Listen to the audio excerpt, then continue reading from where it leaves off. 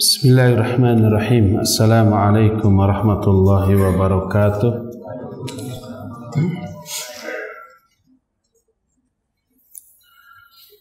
Alhamdulillahilladzi arsala rasulahu bil huda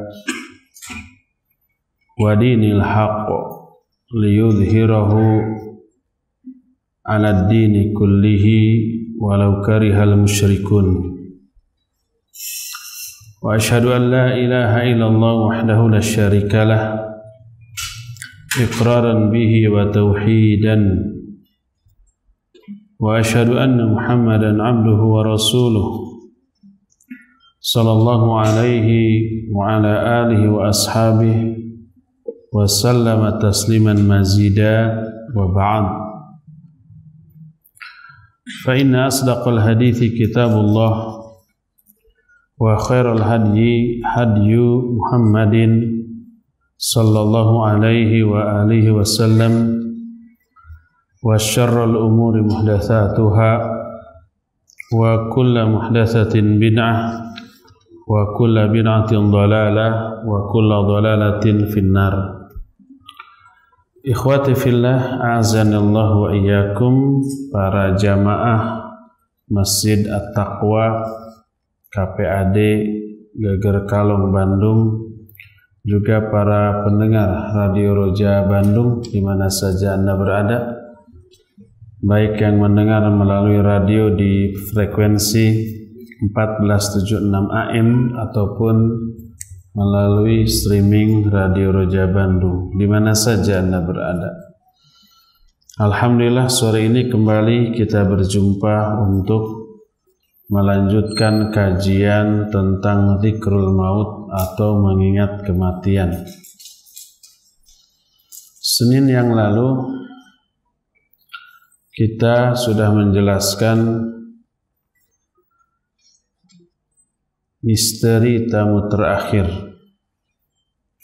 beberapa peristiwa gaib yang akan teralami oleh orang yang akan mati berupa sakaratul maut, hadirnya para malaikat, juga angan-angan ingin hidup kembali ke alam dunia untuk melakukan amal soleh, dan terakhir hadirnya setan untuk menyesatkan di akhir hayatnya. Saat Senin kemarin pun kita sudah menjanjikan akan membahas beberapa penyebab su'ul khatimah. Karena su'ul khatimah perkara yang sangat ditakuti oleh semua orang, termasuk para ahli ibadah, termasuk para pemuda yang masa mudanya dihabiskan untuk beribadah kepada Allah Azza wa Jalla. Semuanya khawatir mereka mati dalam keadaan su'ul khatimah, karena Nabi SAW bersabda, al-a'mal bi khawatimiha, amal-amal itu tergantung amal terakhir dari kehidupannya. Dan itu termasuk salah satu kandungan doa Rabbana la tuzigh qulubana ba'da id hadaitana wa hab lana min ladunka rahmah innaka antal wahhab. Ya Allah, janganlah Engkau sesatkan kami setelah Engkau memberi kami hidayah. Ini maksudnya terutama disesatkan di akhir hayat, karena termakan oleh tipu daya setan di akhir hayatnya. Oleh karena itu wajib kita semua menghindari mati dalam keadaan su'ul khatimah dengan cara menghindari beberapa penyebab su'ul khatimah. Syekh Siddiq Hasan Khan rahimahullah dalam sebuah kitab yang membahas tentang kematian dengan judul Yaqdhatu Ulil I'tibar, beliau menjelaskan walahu asbabun yajibu 'alal mu'min ay yataharraza anha. Su'ul khatimah itu memiliki beberapa sebab yang setiap mukmin wajib menghindarkan diri dari sebab-sebab tersebut. Jadi orang giat melakukan ibadah puluhan tahun tapi di akhir hayat berhenti, lalu mati dalam keadaan tidak ibadah. Su'ul khatimah itu ada beberapa penyebab. Penyebab pertama kata beliau minha al-fasadu fil i'tiqad. Di antara penyebab su'ul khatimah adalah rusak dalam hal akidahnya. Wa in kana ma'a kamali zuhd was shalah. Fa in kana lahu fasadun fi i'tiqadihi ma kaunihi qati'an bihi mutayaqqinan lahu ghairu dhan annahu akhta'a fihi qad yankashifu lahu fi hali sakaratul maut butlanu ma'taqadahu min i'tiqadil haqqah. Pertama, rusak akidahnya, keyakinannya. Sekalipun dia lahiriahnya menampakkan kesempurnaan sikap zuhud dan kesolehan. Ibadahnya sangat rajin. Dia pun zuhud terhadap dunia. Kita sudah terangkan makna zuhud. Perbedaannya dengan wara'. Kalau wara' itu meninggalkan apa-apa yang Allah murkai, meninggalkan apa-apa yang bisa menimbulkan madarat di akhirat, itu wara'. Sedangkan zuhud meninggalkan apa-apa yang tidak menghasilkan manfaat di akhirat. Pokoknya apa yang mubah sekalipun, kalau yang mubah itu walaupun tidak dosa tapi tidak menghasilkan manfaat keuntungan di akhirat, dia tinggalkan. Itu namanya zuhud, dan zuhud lebih afdal, lebih utama daripada wara'. Orang yang zuhud terhadap dunia artinya orang itu meninggalkan perkara dunia bila perkara dunia itu tidak bermanfaat baginya di akhirat. Kalau dia diberi rizki berupa uang, dia akan gunakan uang itu untuk hal yang bermanfaat di akhiratnya. Walaupun kalau dia beli makanan, beli pakaian, beli kendaraan mubah, boleh bagi dia dan tidak dosa. Tapi kalau umpamanya tidak ada manfaatnya, dia tinggalkan itu. Zuhud. Nah, orang yang akidahnya rusak, sekalipun dia soleh dalam kesehariannya, muamalahnya kepada manusia bagus, terhadap dunia zuhud, tapi akidahnya rusak, akidahnya menyimpang, keyakinannya menyimpang, baik keyakinan tersebut adalah akidah yang paling fundamental, menyangkut masalah tauhid, menyangkut permasalahan tentang Allah Azza wa Jalla, ataupun akidahnya di bidang hal yang tidak berkaitan dengan Allah tapi berkaitan dengan perkara lain sebagai bagian dari syariat Allah, seperti orang yang tidak yakin terhadap adanya takdir, orang yang tidak yakin terhadap adanya alam kubur, orang yang tidak meyakini adanya fitnah kubur, nikmat kubur dan azab kubur. Itu termasuk orang-orang yang akidah atau keyakinannya menyimpang. Dan orang yang seperti ini di kalangan kaum muslimin banyak.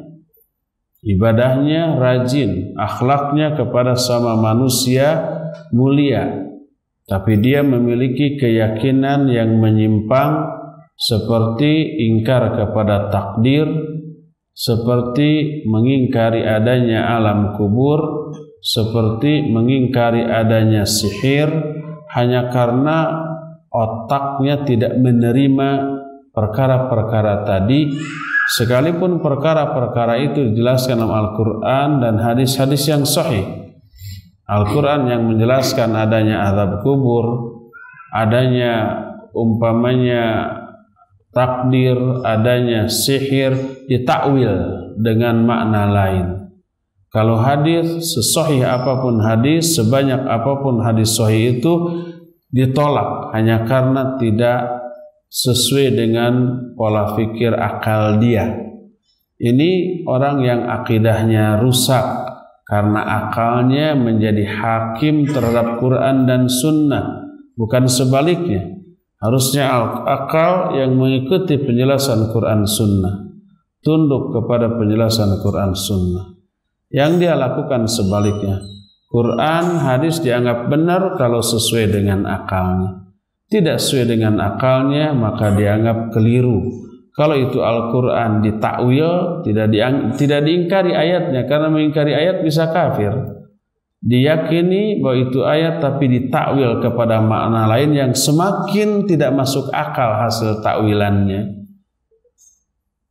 Sebagian orang ada yang mengingkari mukjizat para nabi yang tidak masuk akal, mengingkari mukjizat Nabi Musa yang membelah laut, mengingkari mukjizat Nabi Muhammad SAW yang bisa membelah bulan, mengingkari mukjizat Nabiullah Musa alaihissalam yang merubah tongkatnya menjadi ular besar dan memakan ular-ular kecil bikinan ahli sihir. Itu semua tidak masuk akal lalu ditakwil.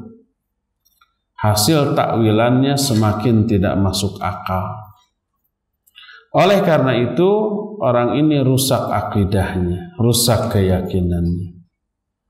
Yang lebih fatal adalah kerusakan akidah atau keyakinan tentang Allah Subhanahu wa Ta'ala, khususnya tentang nama dan sifat Allah Azza wa Jalla. Berupa apa? Berupa menetapkan beberapa sifat bagi Allah yang sifat itu tidak Allah tetapkan sebagai sifat bagi dirinya, baik dalam Al-Quran atau tidak ditetapkan oleh Rasul SAW sebagai sifat bagi Allah. Hanya dengan akal, hanya dengan intuisi, hanya dengan perasaan, seolah-olah akal dan perasaannya mampu menjangkau Allah yang maha gaib. Orang ini berbicara tentang Allah tanpa ilmu.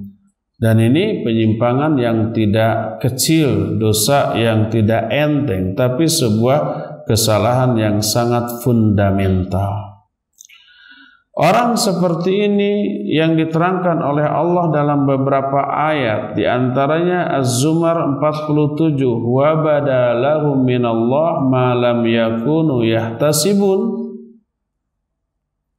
Juga yang diterangkan dalam Al-Kahfi 103, qul hal nunabbi'ukum bi akhsarina a'mala alladzina dhalla sa'yuhum fil hayati dunya wa hum yahsabuna annahum yuhsinuna sun'a.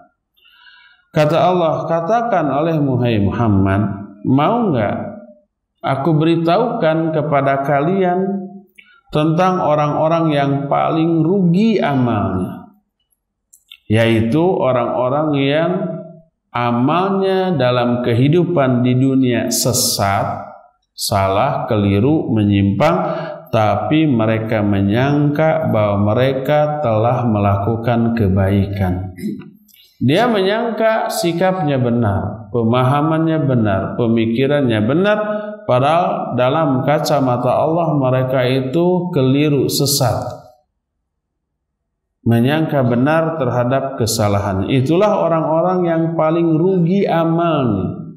Kenapa paling rugi? Kena dengan peribahasa dalam bahasa Sunda, cape gawe teka pake barijeng di teke, bikin bete. Jadi rugi berlipat-lipat. Sudah capek berbuat yang diyakini sebagai sebuah kebenaran, ternyata ditolak oleh Allah, tidak diberi pahala, tidak menggugurkan dosa, bahkan orang itu diazab oleh Allah Azza wa Jalla. Oleh karena itu wajib bagi kita untuk memperhatikan akidah kita. Jangan sampai akidah kita rusak, menyimpang, keliru. Tapi di dalam kerusakan, kesalahan, kesesatan, kekeliruan, kita merasa di atas kebenaran. Dan orang seperti ini terancam dengan orang yang akan mati sebagai orang yang su'ul khatimah, yang buruk di akhir hayatnya. Nanti akan ada beberapa contoh kisah orang yang seperti itu. Penyebab kedua, ini kita masih membahas apa yang dijelaskan oleh Syekh Siddiq Hasan Khan dalam kitab Yaqdhah Ulil I'tibar. Wa minha al-israru 'alal ma'asi. Di antara penyebab orang mati dalam keadaan su'ul khatimah adalah al-israr 'alal ma'asi. Israr itu terus menerus di atas kemaksiatan, terus melakukan kemaksiatan. Orang ini terancam sebagai orang yang akan mati dalam keadaan su'ul khatimah, sekalipun di tengah-tengah aktivitas maksiat dia tidak meninggalkan kewajiban. Dia tetap memelihara sholatnya yang 5 waktu. Dia tetap menamatkan saum sebulan penuh di bulan Ramadan. Dia mengeluarkan zakat, dia haji, udah berkali-kali. Tapi ada 1-2 kemaksiatan yang terus-menerus dia lakukan. Maka orang ini terancam dengan mati dalam keadaan su'ul khatimah. Kenapa demikian? Karena sebuah kemaksiatan yang dilakukan secara terus-menerus akan mendominasi hati dan pikirannya. Oleh karena itu, ruh dari kemaksiatan itu juga mewarnai jiwa dia sekalipun ketika ibadah. Orang yang terus-menerus dalam kemaksiatan seperti contohnya judi, walaupun judi dia tidak meninggalkan sholat, tapi di dalam sholatnya yang terbayang adalah permainan judinya. Coba lihat umpamanya orang yang sehari-harinya main catur. Papan catur itu sudah terbayang di otaknya, di kepalanya. Itu pun terbawa dalam sholat. Begitu takbir yang terbawang itu papan catur yang kotak-kotak beserta bidaknya. Maka di dalam sholatnya dia menyusun strategi baru bila bermain dengan orang lain nanti. Lihat juga umpamanya orang yang sehari-harinya sebagai programmer. Di depannya ada screen, ada monitor, ada layar komputer. Dalam sholat, screen itu yang terbayang. Itulah pekerjaan yang hukum asalnya mubah, mempengaruhi jiwa dan pikiran, termasuk masuk di dalam sholat. Terlebih kalau itu kemaksiatan yang mengandung unsur candu, ketagihan. Karena di sana ada unsur kesenangan. Maka ruh dari maksiat itu akan mewarnai jiwa dan pikirannya. Oleh karena itu walaupun ibadah, dalam ibadahnya tetap membayangkan kemaksiatannya. Oleh karena itulah Imam Az-Zahabi rahimahullahu ta'ala kitab Al-Kabair menyatakan, qala Mujahid, telah berkata Mujahid. Mujahid nama seorang ulama ahli tafsir di kalangan tabi'in, murid besar dari mufassir besar seorang sahabat Ibnu Abbas radhiyallahu anhuma. Ibnu Abbas terkena doa Nabi sallallahu alaihi wasallam, Allahumma faqihu fid din wa 'allimhu ta'wil. Ya Allah, fahamkan Ibnu Abbas ini tentang agama dan ajarkan kepadanya ilmu tafsir. Sehingga jadilah Ibnu Abbas orang yang paling hebat dalam menafsirkan Al-Quran, sebagaimana pengakuan para sahabat. Di antaranya diungkapkan oleh Ibnu Mas'ud radhiyallahu an, dia menyatakan ni'ma tarjumanul Quran Ibnu Abbas. Sehebat-hebat penafsir Al-Quran lah Ibnu Abbas. Ibnu Abbas punya murid yang paling menonjol di bidang tafsir, yaitu Mujahid. Mujahid menyodorkan diri kepada Ibnu Abbas lalu membaca Bismillahirrahmanirrahim dari Al-Fatihah. Tolong terangkan penafsiran Bismillah, dijelaskan oleh Ibnu Abbas. Terus beres, Alhamdulillahirabbil alamin. Terus sampai An-Nas, setelah tamat balik lagi dari awal, dari Al-Fatihah 3 kali bolak-balik seperti sampai Ibnu Abbasnya meninggal.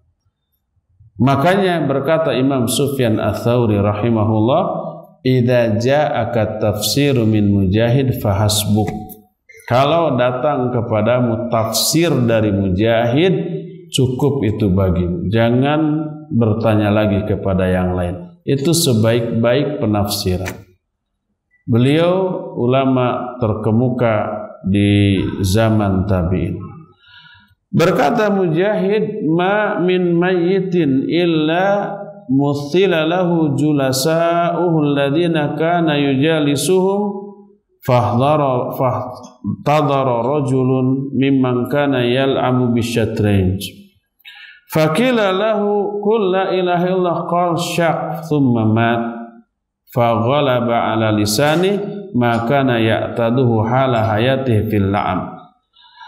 Kata Mujahid, tidak ada seorang pun manusia yang mati kecuali menjelang kematiannya akan terbayang dalam pikirannya kawan-kawan bergaulnya selama dia hidup di dunia beserta aktivitas rutinnya.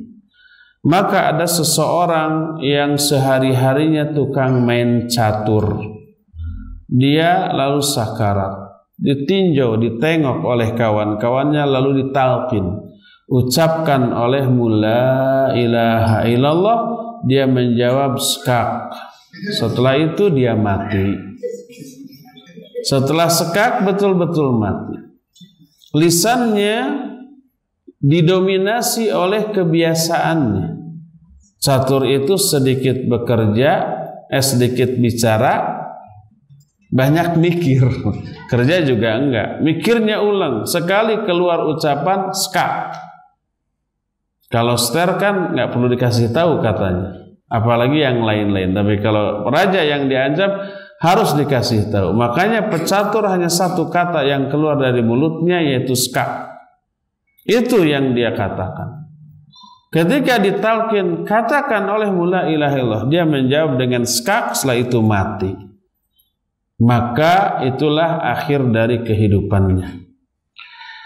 Masih dinukil oleh Imam Adz-Dzahabi, wa hadza kama qala fi insanin akhar mimman kana yujalisu syarabal khamr annahu hina hadarahu al-maut faja'u insanun yulaqinuhu syahada faqala lahu ishrab wasqini thumma mat.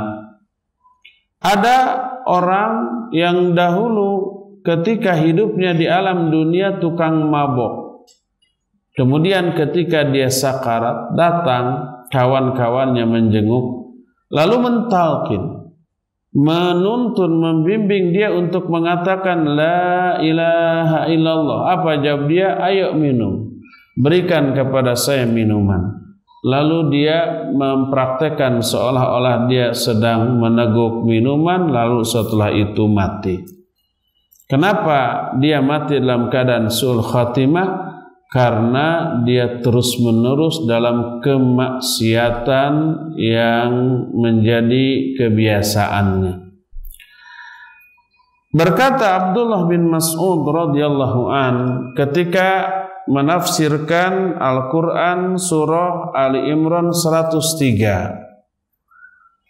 Dalam ayat itu Allah berfirman, Ya ayyuhalladzina amanu taqullaha haqqa tuqatih wa la tamutunna illa wa antum muslimun. Hai orang-orang yang beriman, bertakwalah kalian kepada Allah dengan sebenar-benarnya takwa, dan janganlah kalian mati kecuali mati sebagai seorang muslim. Apa maknanya? Imam Ibnu Katsir menyatakan maknanya ish fil Islam satamutu fihi. Hiduplah kamu di atas Islam, maka kamu pun akan mati di atas Islam itu pula. Karena Abdullah bin Mas'ud menyatakan man asya ala syai'in mata alaih wa man mata ala syai'in bu'itha alaih. Siapa orang yang hidup di atas sesuatu, sesuatu ini bisa berarti kebiasaan, bisa berarti konsep hidup yang dia pegang dalam kehidupan di dunia ini. Siapa orang yang hidup di atas sesuatu, maka dia akan mati di atas sesuatu itu pula. Dan siapa orang yang mati di atas sesuatu, dia akan dibangkitkan di atas sesuatu itu pula. Maka makna dari ayat jangan kalian mati kecuali mati di atas Islam menunjukkan siapa orang yang ingin mati di atas Islam, maka selama hidupnya dia harus hidup di atas Islam. Maka dia akan Allah matikan di atas Islam pula. Melaksanakan seluruh ajaran Islam dengan mengamalkan apa yang diperintahkannya, menjauhi apa yang dilarangnya, maka matinya pun dia akan di atas Islam. Dan siapa orang yang mati di atas Islam, kelak di akhirat dia akan dibangkitkan sebagai seorang muslim. Oleh karena itu, siapa orang yang selama hidupnya bergelimang di atas kemaksiatan, dia pun akan mati di atas kemaksiatan. Siapa orang yang selama hidupnya lebih didominasi oleh dosa dan maksiat dan keburukan-keburukan, maka dia pun akan mati di atas keburukan tersebut. Dan itulah yang disebut dengan mati dalam keadaan su'ul khatimah. Ini penyebab su'ul khatimah salah satunya terus menerus di atas kesesatan, di atas kemaksiatan, di atas dosa dan seterusnya. Maka dikhawatirkan dia pun akan mati di atas keburukan tersebut. Itu alasan pertama kenapa kemaksiatan yang terus menerus bisa menyebabkan orang itu mati dalam keadaan su'ul khatimah.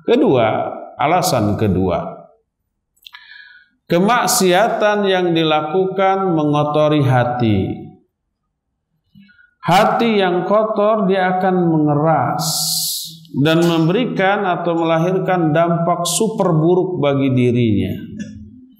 Hati yang keras menyebabkan munculnya perasaan malas untuk beribadah dan melakukan kebaikan.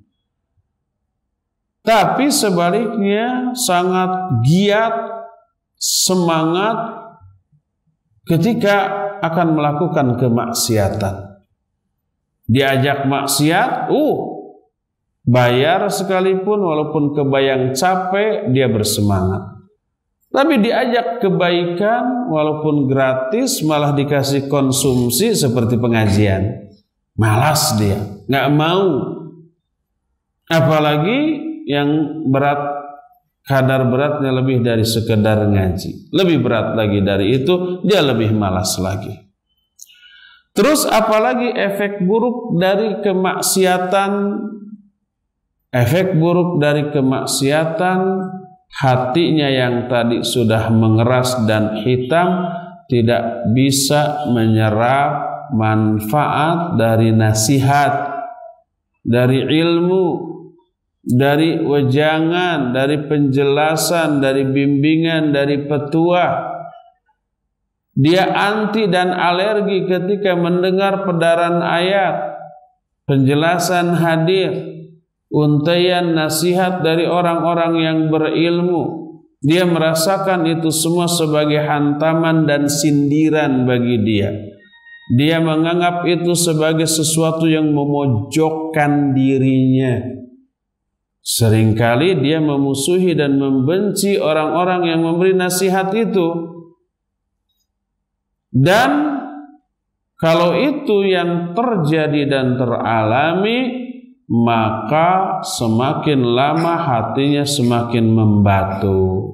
Bayangkan di akhir hayat, orang yang hebat iman dan ilmunya sekaliber para sahabat dan para nabi aja didatangi setan untuk digoda, apalagi orang yang kayak gitu nggak perlu godaan dahsyat, dengan sedikit bujukan saja dia akan ikut dalam kehidupan keseharian. Ketika dia sehat, normal, fit, dia mudah dibujuk oleh setan. Dia mudah dirayu oleh setan, apalagi dalam keadaan sudah mau meninggal, di saat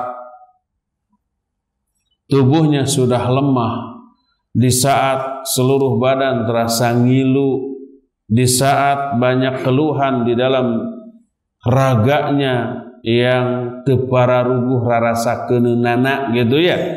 Kemudian jiwa pun ketika itu resah dan gelisah, maka yang ada rintihan dan keluhan serta ungkapan keputusasaan.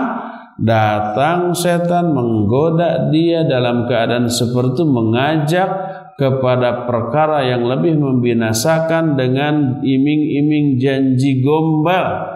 Kamu mau sembuh, sujud ke saya akan sembuhkan kamu. Akhirnya sujud dan mati dalam keadaan sujud kepada iblis, laknatullahi alaihi. Ini alasan kedua kenapa terus-menerus di atas kemaksiatan bisa menyebabkan orang mati dalam keadaan su'ul khatimah. Penyebab ketiga, kenapa orang yang terus-menerus di atas kemaksiatan itu bisa mati dalam keadaan su'ul khatimah?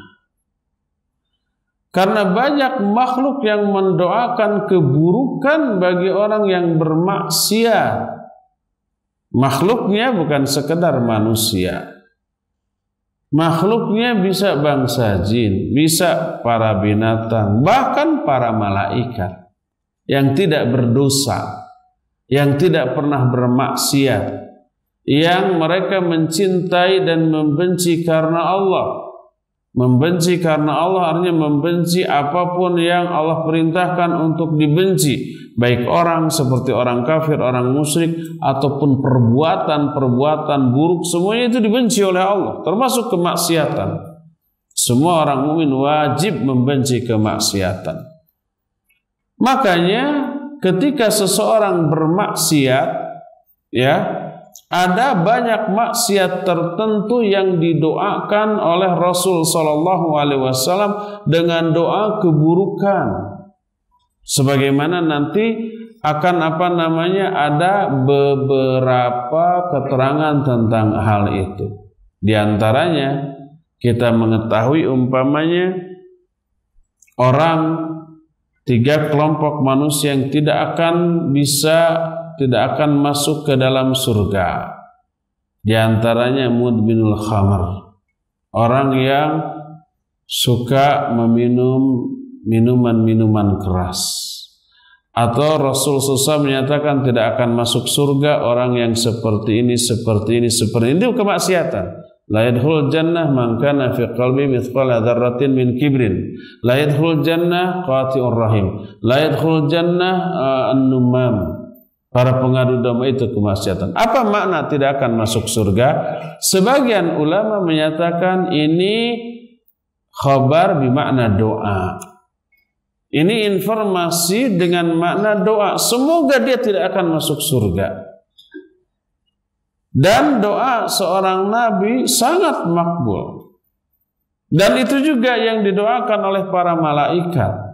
Dan itu juga yang diaminkan oleh makhluk-makhluk yang lainnya.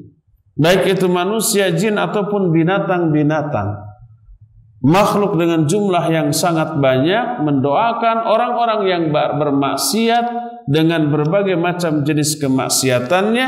maka pasti doa mereka didengar oleh Allah, sehingga efek dari dikabulkannya doa itu, orang itu mati dalam keadaan su'ul khatimah, wal'iyadzubillah. Itu alasan yang ketiga. Dan banyak alasan-alasan lain yang menyebabkan bahwa orang yang terus-menerus melakukan kemaksiatan, orang itu akan mati dalam keadaan su'ul khatimah. Ketiga, penyebab ketiga orang mati dalam keadaan su'ul khatimah adalah al-udulu anil istiqamah. Orang yang tidak istiqamah. Orang yang tidak istiqamah, orang itu mudah tergiur dengan rayuan, terbujuk dengan godaan, mudah berubah sikap hanya karena sedikit saja halangan yang menghadangnya. Orang itu selama hidupnya mudah diombang-ambingkan oleh setan sehingga terhalang dari kebenaran atau terajak kepada keburukan, dosa dan kemaksiatan. Mudah karena tidak istiqamah, karena mudah berubah sikap. Itu dalam keadaan normal, dalam keadaan sehat. Bayangkan apabila dia di akhir hayat, sedang sakarat. Ketika kondisi sedang labil, banyak keluhan, banyak penderitaan, ngaraoskeun ka nyeri ka peurih, sementara jiwa juga goncang. Dia ingat kepada masa lalu yang penuh dengan dosa dan kemaksiatan. Dia mengkhawatirkan keluarganya, istri, anak-anak dan hartanya. Dia pun bimbang bagaimana nasib dia kelak setelah meninggalkan alam dunia ini. Secara psikis dia goncang, risau dan galau, resah dan gelisah. Secara fisik dia merasakan berbagai macam penderitaan. Ya pusing, ya mual, ya pegal-pegal semuanya dan seterusnya. Di saat seperti datang setan merayu. Kalau dalam kondisi normal mudah terayu, apalagi dalam kondisi seperti itu. Makanya orang yang tidak istiqamah selama hidupnya, orang itu sangat mudah untuk tergoda di akhir hayatnya. Sehingga sangat mudah untuk mengikuti ajakan setan sehingga mati dalam keadaan su'ul khatimah. Allah Azza wa Jalla menggambarkan contoh orang yang seperti itu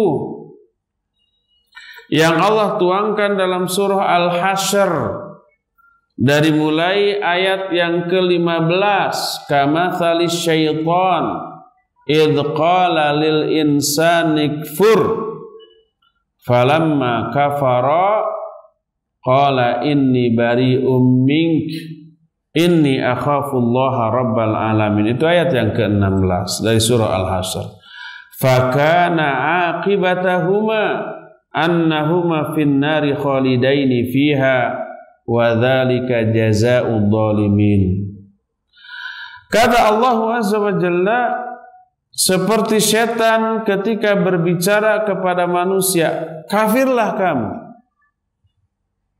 Terus orang itu nurut, kafir.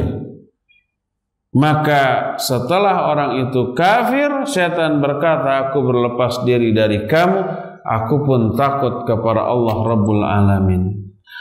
Maka balasan atau akibat bagi kedua-duanya, baik si setan ataupun manusia yang diajak kafir tadi, kedua-duanya berada dalam neraka dan kedua-duanya kekal di dalamnya selama-lamanya, dan itulah balasan bagi orang-orang yang zalim. Yang menjadi asbabun nuzul ayat ini, para ulama ahli tafsir menceritakan tentang orang yang selama hidupnya ibadah kepada Allah Subhanahu wa ta'ala, Dari awal, dari mulai balik sampai tua. Ini kisah dialami oleh seorang rahib.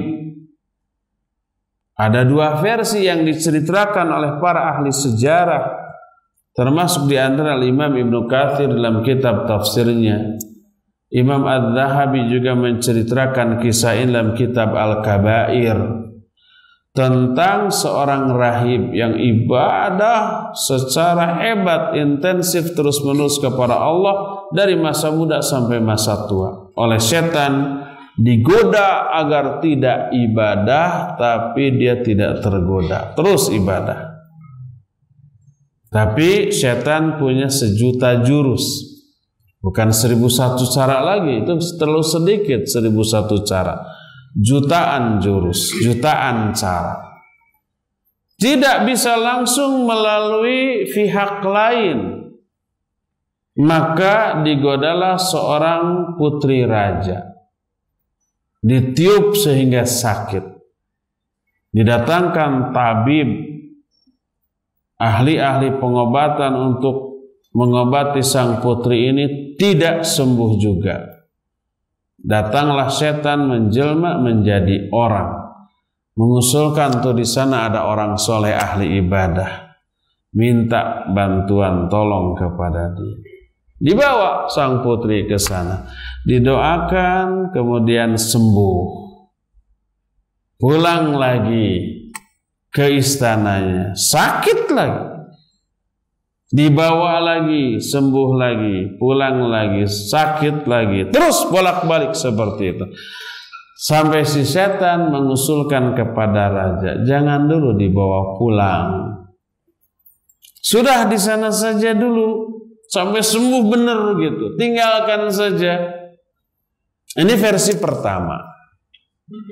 Versi kedua yang diceritakan oleh Imam Az-Zahabi tentang 3 orang kakak beradik yang terkena kewajiban perang oleh negaranya. Tapi 3 orang ini punya adik kandung wanita yang tidak mungkin dibawa perang dan tidak mungkin ditinggalkan sendirian. Tapi kalau dititip ke siapa, tidak ada orang yang bisa dipercaya. Tapi satu-satunya orang yang bisa dipercayalah rahib yang ahli ibadah tadi. Keimanannya sudah menjadi buah bibir. Dibawalah ke rahib ini. Kami terkena kewajiban perang, kami punya seorang adik perempuan. Tidak bisa kami tinggalkan, tidak bisa kami bawa perang, dan tidak ada orang yang bisa kami titipi kecuali engkau. Awalnya menolak, dipaksa, datang iblis membisikkan, kalau kamu menolak kamu berdosa. Karena apa? Kalau umpama wanita ini dibawa perang, tertawan musuh, diperkosa, itu kamu penyebabnya.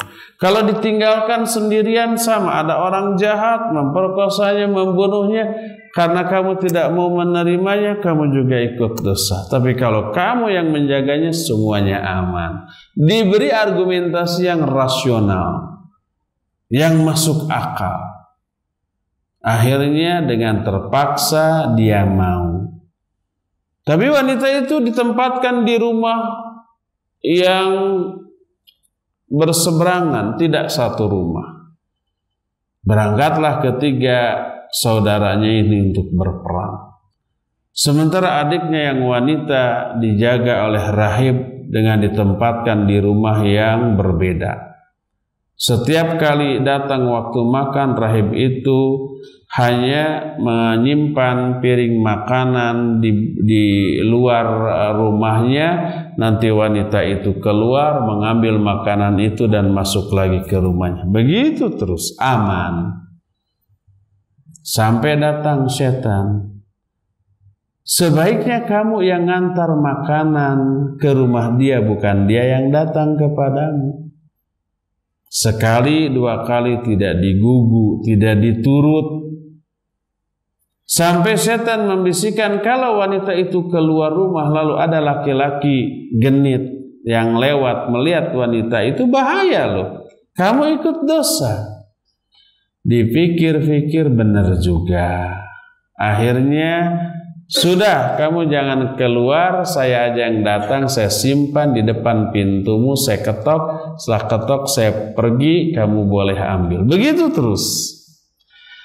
Aman sudah. Setelah beberapa lama setan membisikkan lagi, jangan sampai wanita itu keluar. Kalau dia lagi keluar ngambil makanan, ada lelaki iseng lewat, bahaya.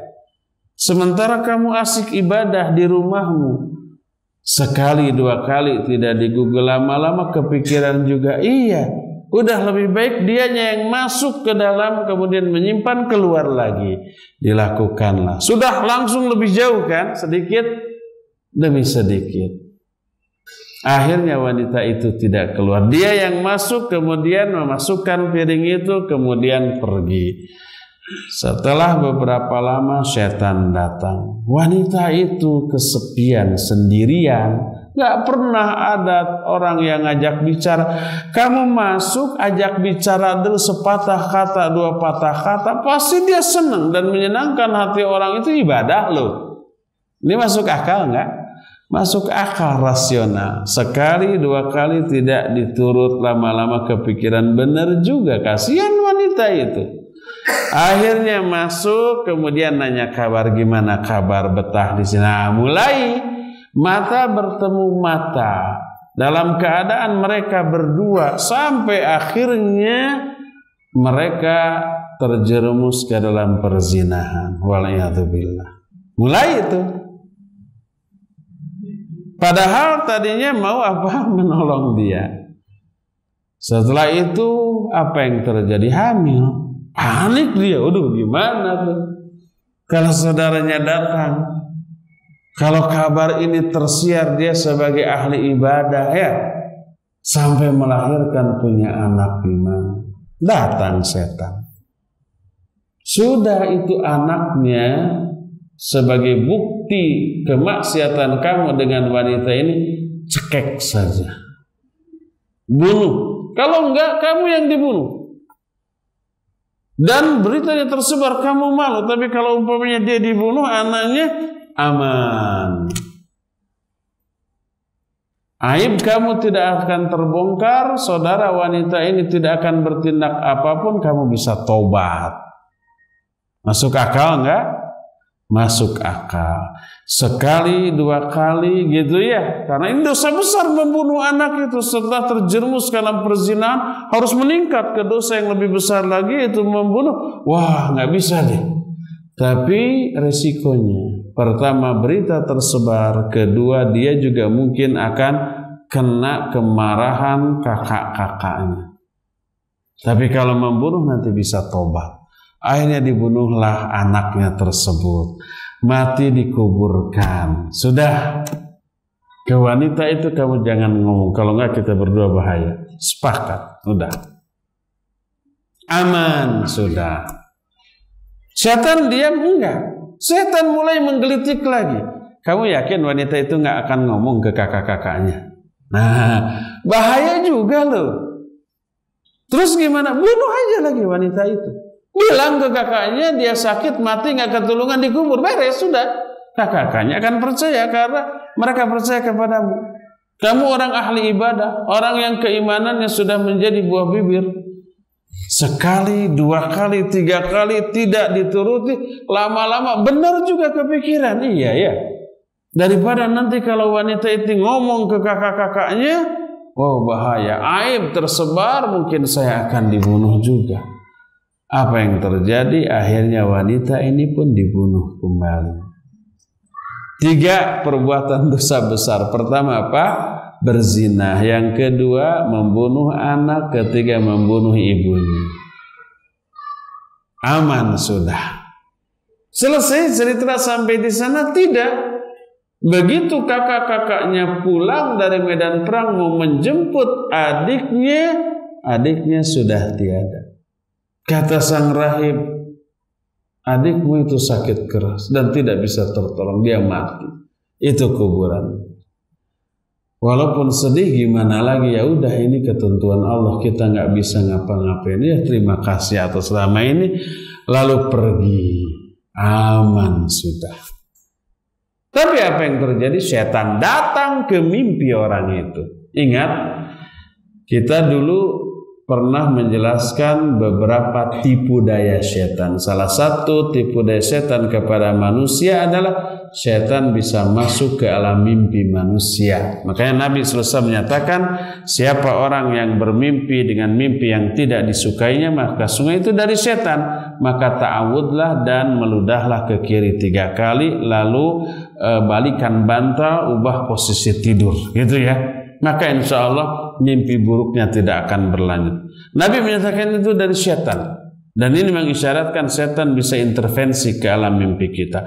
Setan masuk ke mimpi ketiga orang itu, mengabarkan bahwa adik mereka itu sebenarnya tidak sakit tapi dibunuh dalam keadaan sudah punya anak. Coba periksa anunya, apa kuburannya, pasti ada 2 kuburan. Sekali tidak dipercaya, 2 kali, 3 kali, terus-terusan. Akhirnya penasaran juga. Mereka balik lagi, digali, benar ada 2 kuburan, 1 kuburan anak kecil. Dan tidak ada lelaki lain di sana kecuali si rahib itu. Marahlah mereka, diikatlah rahib itu untuk dipenggal. Maka dalam keadaan seperti itu datang setan ke rahib. Kamu mau selamat dari hukuman mati ini? Iya, sujud kamu ke saya. Oh enggak, saya hanya bisa sujud kepada Allah. Kata iblis, apa yang terjadi? Kalau begitu kamu mati sekarang dalam keadaan aib tersebar kemana-mana. Tapi kalau kamu sujud ke saya, saya selamatkan kamu, kamu bisa tobat setelah itu. Kepikiran juga benar, akhirnya dia sujud ke iblis dan iblis tertawa terbahak-bahak sambil mengatakan, inni bari'um minka inni akhafullaha rabbal alamin. Aku berlepas diri dari kamu, aku pun takut kepada Allah Rabbul Alamin. Ketika itu dilaksanakanlah hukuman mati kepada rahib itu, mati dalam keadaan sujud kepada iblis. Inilah yang kata para ulama ahli tafsir termasuk Imam Ibnu Katsir yang dimaksud dengan ayat dalam surah Al-Hasr ayat 16 dan 17, kamatsali syaitani id qala lil insani kfur falamma kafara qala inni bari'um minka inni akhafullaha rabbal alamin fakana aqibatahuma annahuma fin nari khalidaini fiha wa dzalika jazaa'ud dzalimin. Kata Allah seperti setan yang berkata kepada manusia, kufurlah kamu. Dan ucapan setan ini dalam rangka menggoda di akhir hayat orang ini agar sujud kepada dia sehingga terlepas dari hukuman mati tersebut.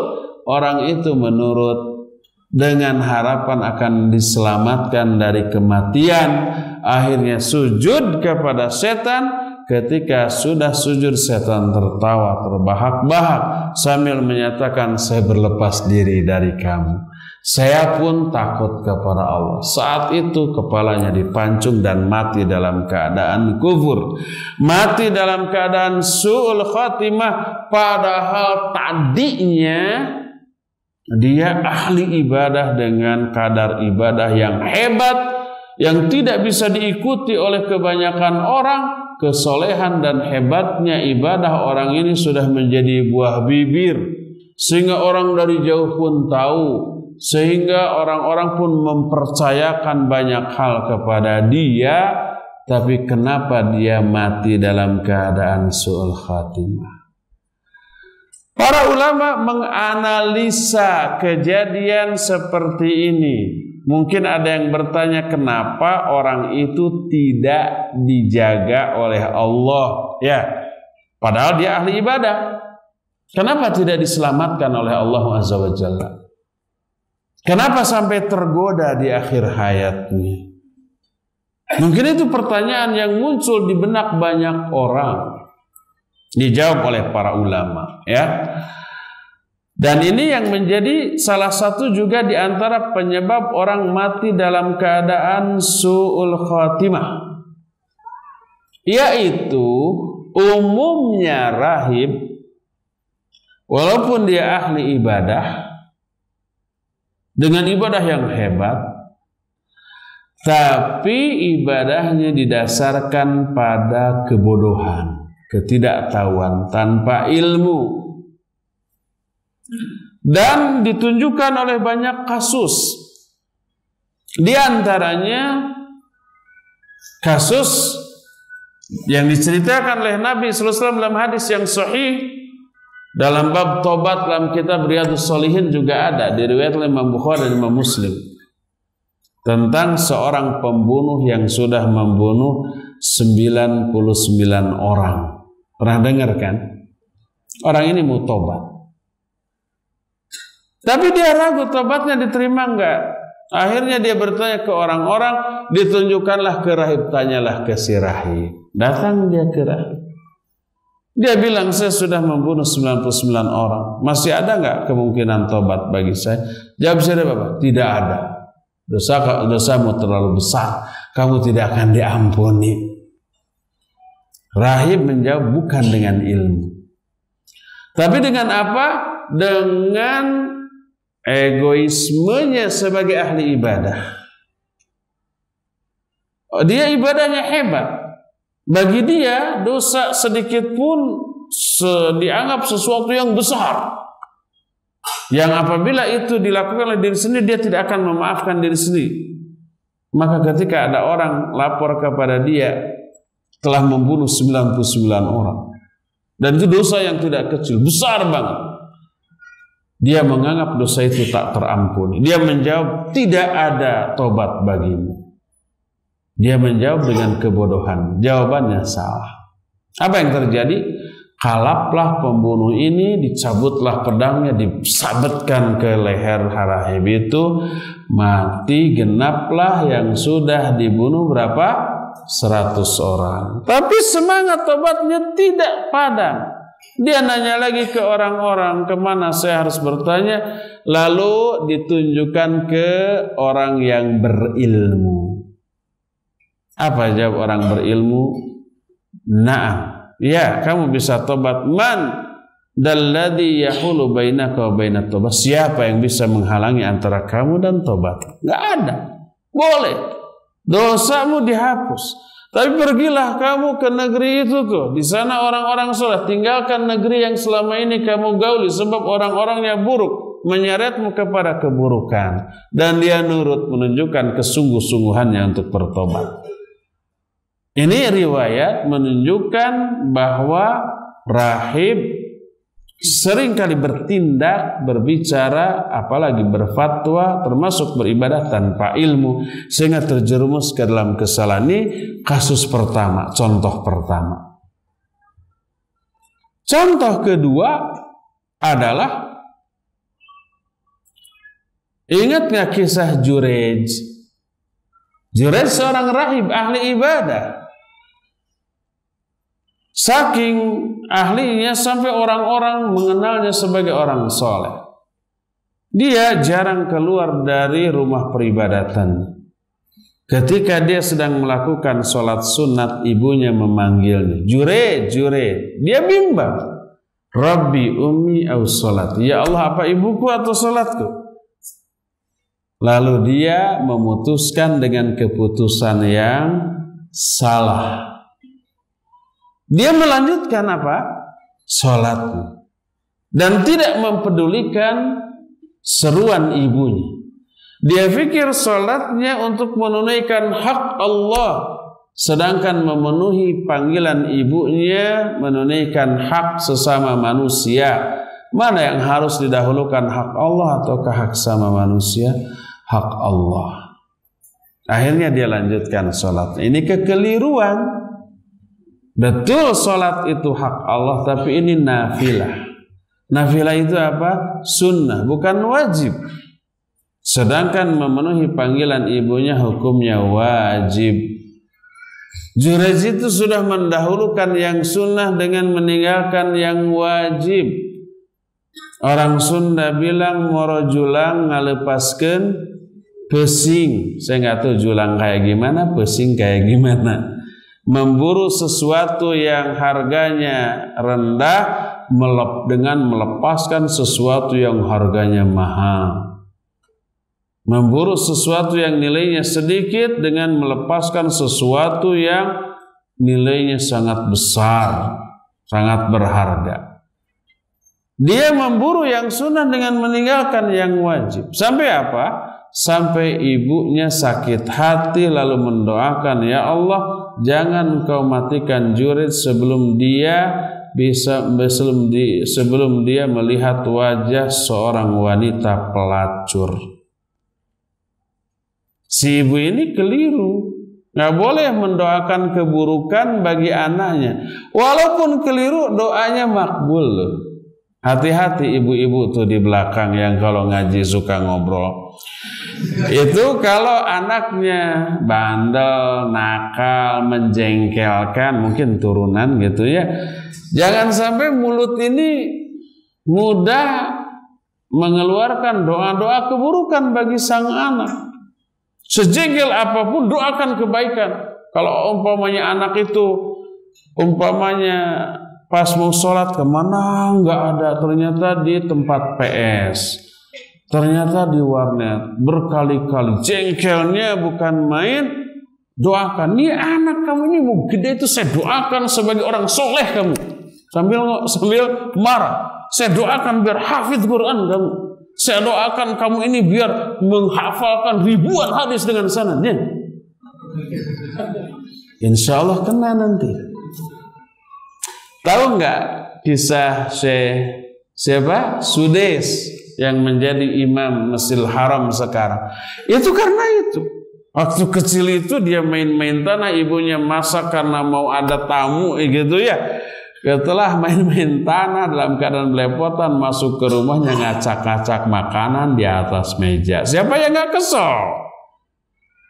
Jengkel ibunya sampai terucap kata, saya doakan biar kamu menjadi imam Masjidil Haram. Jadi itu yang sekarang kiarahnya terdengar hampir setiap hari di radio-radio yang nyetel murotal Al-Quran, di masjid-masjid, di pengajian-pengajian, di rumah-rumah, di YouTube juga. Tinggal ketik Sudes muncul ratusan video kiroah beliau gitu ya, kena tuh. Makanya ibu-ibu sejengkel, sekesel apapun kepada anak, doakan kebaikan. Jangan sampai terucap doa-doa keburukan bagi sang anak, nanti kena loh. Sebagaimana Jurid juga kena. Dia melakukan ibadah sunnah yang menyinggung perasaan ibunya sampai terucap, ya Allah jangan matikan Jurid sebelum dia melihat wajah wanita pelacur. Betul saja, tak beberapa lama datang wanita hamil yang sedang bunting. Hamil sedang bunting. Ini anak Jurid, ini anak Jurid. Wow, orang-orang tuh ternyata orang yang selama ini dikiranya soleh, ahli ibadah, di belakang kita lain lagi. Walaupun Jurid menolak, enggak, tapi pengakuan wanita ini lebih bisa dipercaya. Sampai wanita ini melahirkan. Lalu oleh Jurid dihampiri anaknya, lalu dipijit perutnya sambil bertanya, man abuka, siapa bapakmu? Lalu anak ini kemudian menjawab, bapak saya si fulan, ternyata seorang pengembala. Dan ini salah satu di antara anak yang bisa berbicara ketika kecil.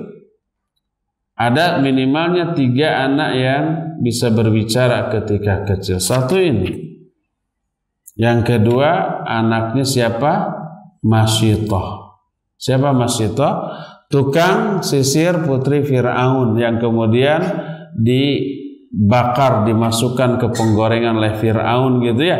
Pas terakhir anak bayi ini yang masih menyusui gitu mau dimasukkan, ternyata aduh karunyanya dede, tapi dalam kondisi seperti itu anaknya berbicara, isbiri ya umi, sabarlah wahai umi, fa inna lakil jannah, makarna surga lah bagimu. Akhirnya masuk. Dan satu lagi siapa? Nabiullah Isa alaihissalatu wassalam. Jurej seorang rahib ahli ibadah tapi mengambil keputusan yang keliru dengan melanjutkan sholat sunnah mengabaikan panggilan ibunya. Dan ini menunjukkan kekurangan dia dalam masalah ilmu.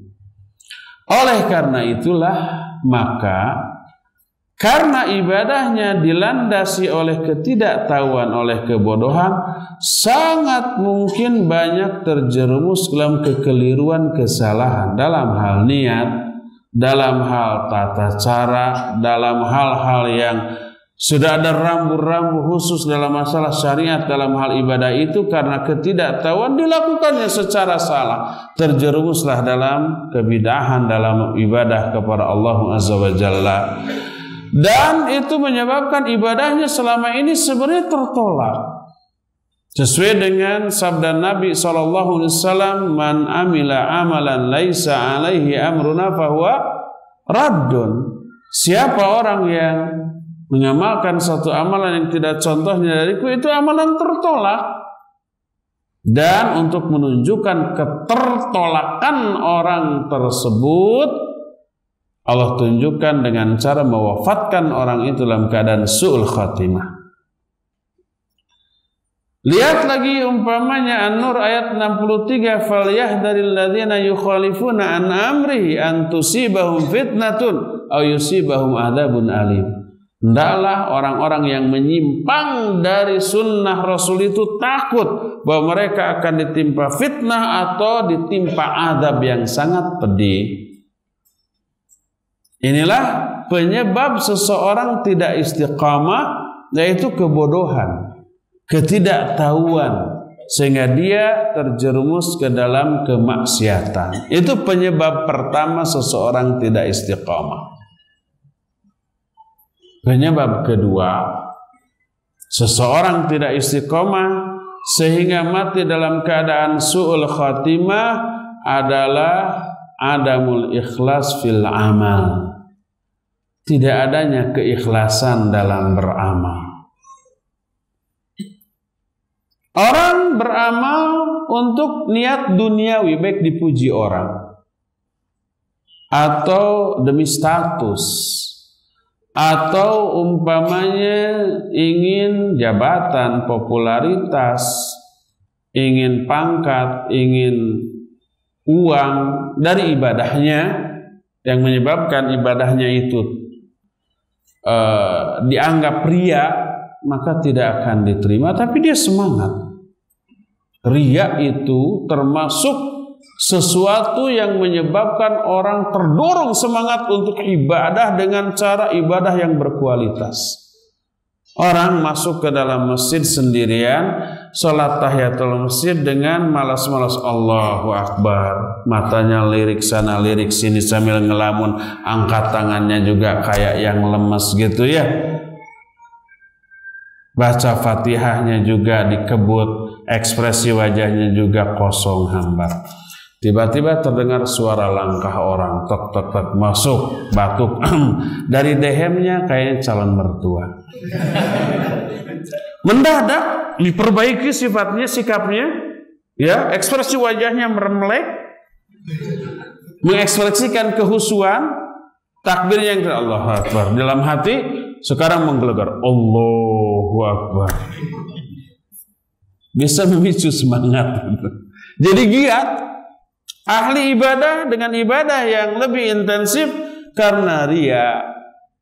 Dan orang seperti itu Allah akan tampakkan keriaan di dunia ini. Salah satunya dengan mati dalam keadaan su'ul khatimah. Banyak contoh masalah. Pertama, kisah iblis laknatullahi alaih. Iblis itu ahli ibadah. Imam Al-Qurtubi dalam kitab At-Tadhkirah menyatakan iblis ibadah di langit dengan hebat, melebihi kehebatan ibadah para malaikat selama 80 alfasana, selama 80.000 tahun. Dan ini melahirkan rasa ujub dalam hati, merasa hebat, takabur. Ketakaburannya tidak ada yang tahu kecuali Allah Azza wa Jalla. Malaikat nggak tahu. Dan Allah ingin membongkarnya. cara membongkar ketakaburan iblis dengan diciptakannya Adam. Makanya ketika Adam akan diciptakan, malaikat menyatakan, ataj'alu fiha ma yufsidu fiha wa yasfiku dima wa nahnu nusabbihu bihamdi rabbika wa nuqaddisu lak. Qala inni a'lamu ma la ta'lam. Kenapa engkau akan menjadikan makhluk yang mengadakan kerusakan di muka bumi, mengadakan pertumpahan darah, padahal kami selalu bertasbih mensucikanmu? Apa kata Allah? Aku lebih tahu apa yang tidak kamu ketahui. Kata Imam Al-Qurtubi, aku mengetahui ketakaburan iblis yang tidak kamu ketahui. Ketika Adam diciptakan, malaikat, iblis ada di sana, sujud kalian. Malaikat yang selama ini ibadahnya lempeng-lempeng lurus-lurus aja, tanpa banyak mikir, tanpa banyak komentar, langsung sujud. Adapun iblis yang selama ini ibadahnya ada ketakaburan, nanti dulu. Wa idh qulna lil malaikati isjudu li Adam fasajadu illa iblis aba wastakbara wa kana minal kafirin. Semua malaikat sujud kecuali iblis, dia enggan dan takabur. Ketika ditanya manaka alla tasjuda id amartuk, apa yang menghalangimu untuk sujud ketika aku perintahkan? Apa kata iblis? Ana khairu minhu, khalaqtani min nar wa khalaqtahu min tin. Aku lebih baik dari Adam. Engkau ciptakan aku dari api, engkau ciptakan Adam dari tanah. Takaburnya muncul. Ini dibongkar oleh Allah dan akibatnya dia menjadi makhluk yang terlaknat sampai akhir hayat, sampai akhir hari kiamat. Dia makhluk yang su'ul khatimah. Walaupun awalnya ahli ibadah dengan kadar, kualitas dan kuantitas ibadah yang luar biasa hebatnya. Ini penyebab orang su'ul khatimah. Kedua, Imam Bukhari dalam kitab sahihnya meriwayatkan persahabatan dua orang di kalangan Bani Israel. Satu di antaranya ahli ibadah, yang kedua sahabatnya ini ahli maksiat. Si ahli ibadah berkunjung kepada ahli maksiat. Begitu berkunjung sedang bermaksiat, ditegur, ittaqillah wa da'ma tasna. Takutlah kamu kepada dan tinggalkan apa yang kamu lakukan. Apa dia bilang? Khallini wa rabbi, biar ini urusan aku dengan Allah, kamu jangan ikut campur. Nggak nurut, berpisah. Beberapa waktu kemudian datang lagi, bertemu, masih sedang bermaksiat dengan kemaksiatan yang sama. Ditegur lagi. Dia bilang, khallini wa rabbi, biar ini urusan aku dengan Allah. Setelah 3 kali ditegur lagi, yang ditegur ini mungkin emosi. Dia menyatakan, Abu Isa alayya raqiba, apakah kamu diutus untuk memata-matai aku gitu? Mendengar omongan sahabatnya ini, ahli ibadah ikut tersulut juga emosinya. Dia keluarlah arogansinya, kesombongannya hasil dari ibadahnya selama ini. Ibadah mestinya tidak menghasilkan kesombongan. Dia menyatakan, wallahi la yaghfirullahu lak, demi Allah, Allah tidak akan mengampuni dosa kamu. Ringkasnya cerita, setelah keduanya mati di akhirat, keduanya dipanggil. Lalu Allah berfirman, man dzalladzi yata'alla 'alayya annani la aghfiru li fulan qad ghafartu lahu wa ahbattu 'amalahu. Siapa sih yang berani bersumpah atas namaku bahwa aku tidak akan mengampuni dosa si fulan? Ketahuilah aku sudah ampuni dosa si fulan dan aku batalkan semua amal ibadahmu. Akhirnya si fulan yang ahli maksiat oleh Allah dikesurgakan, si fulan satu lagi sahabat yang ahli ibadah dikenerakakan. Abu Hurairah radhiyallahu anhu yang meriwayatkan hadis ini berkata di akhir hadis ini, takallama bi kalimatin au baqat dunyahu wa akhiratahu. Orang ini telah mengatakan satu kalimat yang menghancurkan dunia sekaligus akhiratnya. Hadis ini sahih riwayat Imam Bukhari dalam kitab Sahih Bukhari. Timbul pertanyaan, kok seolah-olah Allah nggak adil ya?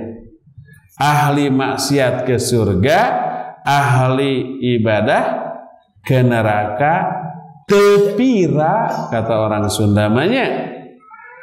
Cuma karena ahli ibadah mengatakan demi Allah, Allah tidak akan mengampuni dosamu. Hadis ini oleh para ulama dibahas dalam bidang tauhid, dalam kitab tauhid, dalam bab al-iqsamu 'ala Allah.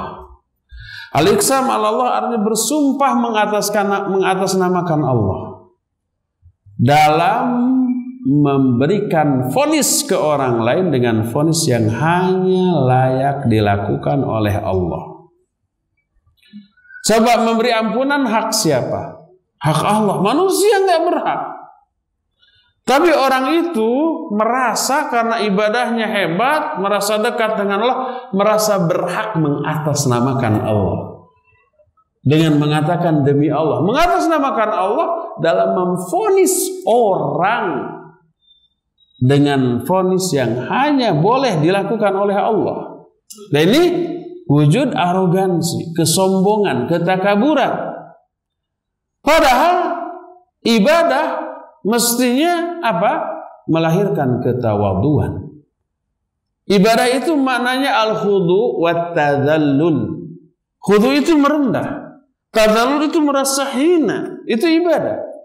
Makanya ibadah yang benar, baik benar dari aspek niat ataupun benar dari aspek pelaksanaan, melahirkan ketawaduan, melahirkan sikap merendah, melahirkan sikap DP-DP handap asor, bukan melahirkan arogansi, ketakaburan, kesombongan, asa aing uyah kidul atuh gitulah. Asa aing uyah kidul, nan sabab disebut uyah kidul teu uyah kaler. Sebab uyah kidul maksudnya uyah kidul teh di selatan, pantai selatan, kadar garamnya lebih tinggi, lebih asin daripada uyah kaler, daripada pantai utara. Konon katanya, saya belum nyoba sih. Tapi itu penjelasannya asa aing uyah kidul itu karena uyah kidul itu lebih asin garamnya daripada uyah kaler. Itu sombong, takabur. Ini menunjukkan ibadah orang tadi selama ini melahirkan ketakaburan. Berarti ada yang salah dalam hal niat. Ibadah orang itu sebenarnya selama ini tidak diterima oleh Allah Azza wa Jalla, ditolak, dan Allah membuktikan dengan cara dia sampai ibadahnya melahirkan ungkapan yang menunjukkan kesombongannya. Demi Allah, Allah tidak akan mengampuni dosa kamu. Nah itu tuh. Maka hati-hati dalam memvonis orang dengan vonis yang hanya berhak dimiliki oleh Allah. Adapun kalau kita menyatakan vonis dengan vonis yang berdasarkan pernyataan Allah gitu ya, boleh tentu saja. Seperti umpamanya orang yang menyembah berhala musyrik, ya kata Allah begitu. Itu vonis dari Allah sendiri. Siapa orang yang mati dalam keadaan syirik kepada Allah, maka dosanya tidak akan diampuni. Kita boleh demi Allah, siapa yang mati di atas kemusyrikan, maka Allah tidak akan mengampuni dosa. Boleh, karena Allah menyatakan innallaha la yaghfiru ayyushraka bihi wa yaghfiru ma duna dzalika liman yasha. Gitu ya. Demi Allah, siapapun orang yang menyimpang dari sunnah Rasul sallallahu alaihi wasallam, maka Allah akan melontarkan, mencampakkan fitnah ke dalam hatinya, dan Allah mengancamnya dengan ancaman azab yang pedih. Boleh, karena Allah menyatakan begitu dalam Al-Quran. Tapi kalau vonis ke person, kalau tadi kan orang yang melakukan amal ini, itu umum, tidak menunjuk ke person, ke orang.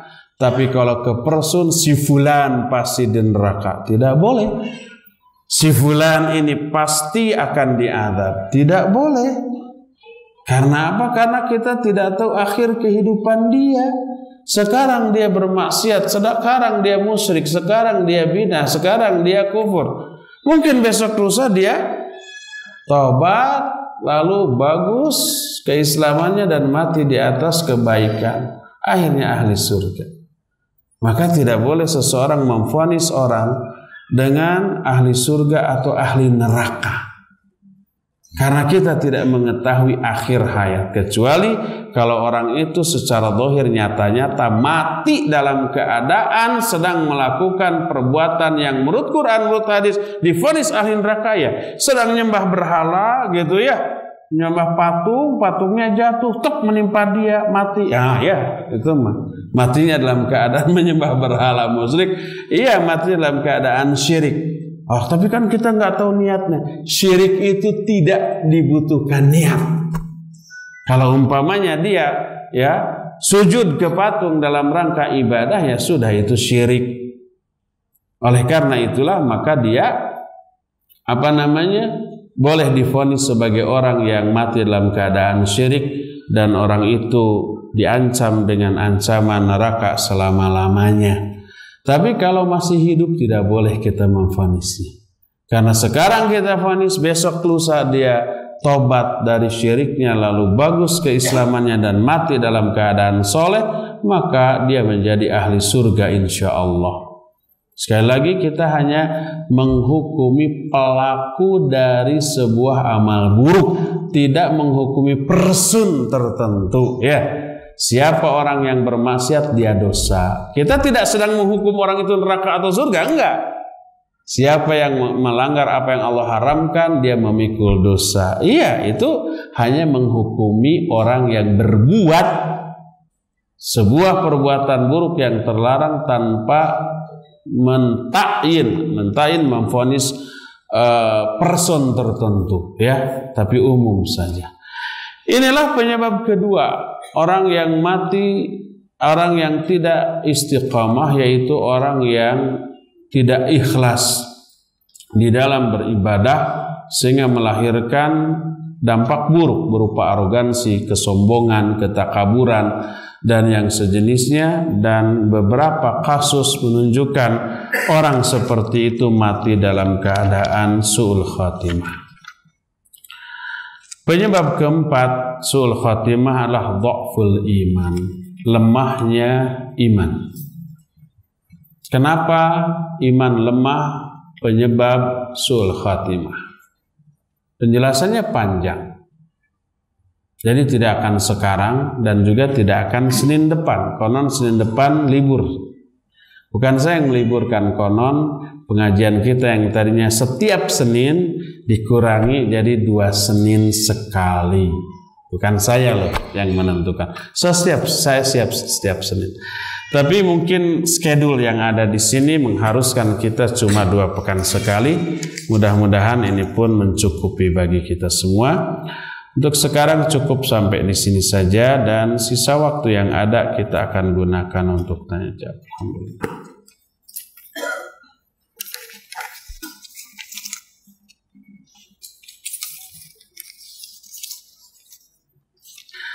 Pertanyaan pertama. Assalamualaikum. Waalaikumsalam. Ustaz, bagaimana menjawab syubhat orang yang mengatakan bahwa umat Islam menyembah batu dengan berdalil bahwa umat Islam sujud kepada Ka'bah dan mencium Hajar Aswad?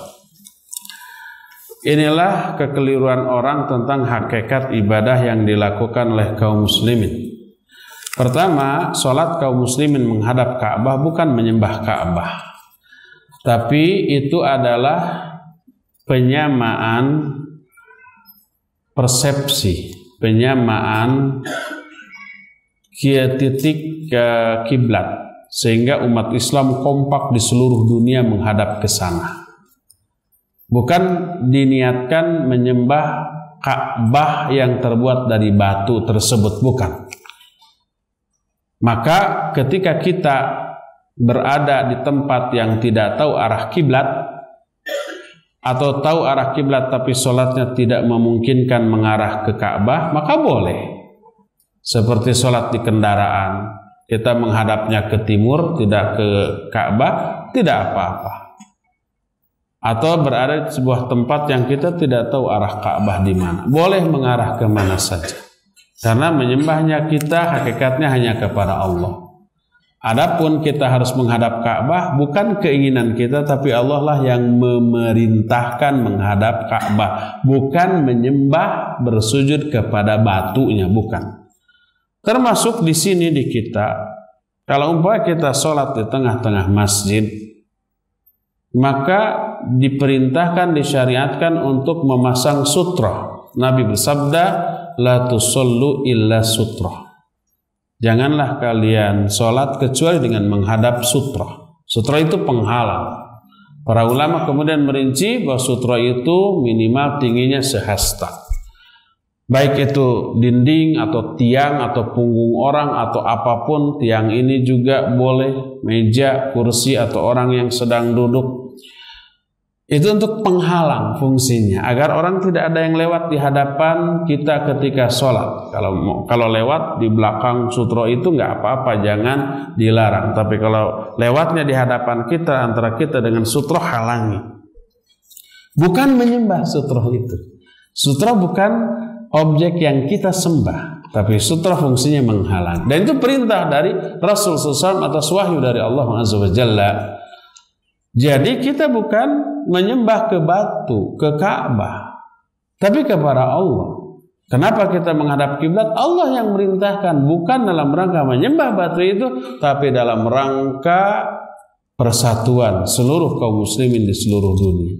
Bayangkan kalau umpamanya sholat boleh menghadap kemana saja, kacau ya. Dalam satu masjid aja masing-masing, saya mah enak ke sana, pemandangannya bagus, umpamanya view-nya.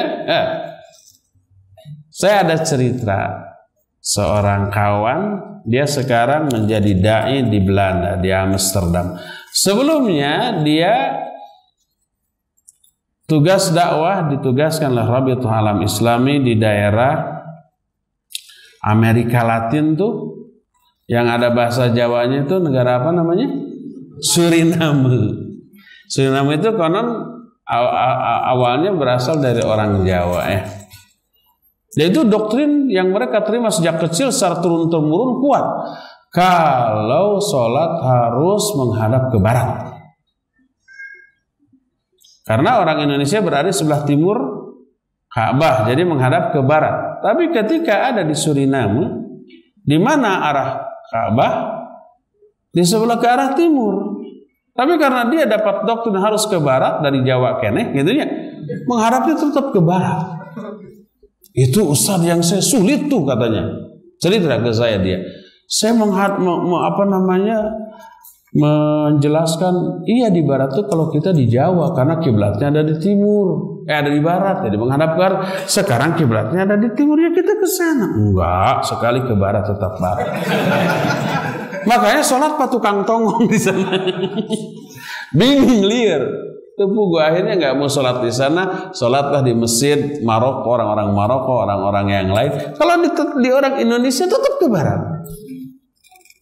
Itu keliru, ya.